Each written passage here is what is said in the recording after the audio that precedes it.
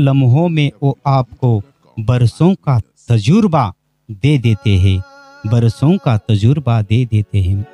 म्हणून अतिशय सुंदर सुसंस्कारिक पिढी कोणती बनत आहे, ज्या घरामध्ये आजी आजोबा राहतात, आई वडील प्रेमळपणाने वागतात आणि हेच तर संस्कार त्या लेकरांवर पडत असतात.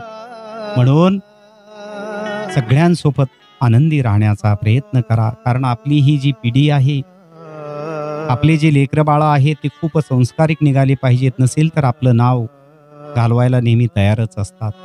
म्हणून वडीलधाऱ्या माणसांचा आशीर्वाद असणं अत्यंत आवश्यक आहे. एक निस्वार्थी सेवाभाव वृत्ती आपण ठेवणं अत्यंत आवश्यक आहे. नातं 4 तत्वावर आधारित असतं. नातं कोणतंही नातं असो ते 4 तत्वावर आधारित असतं.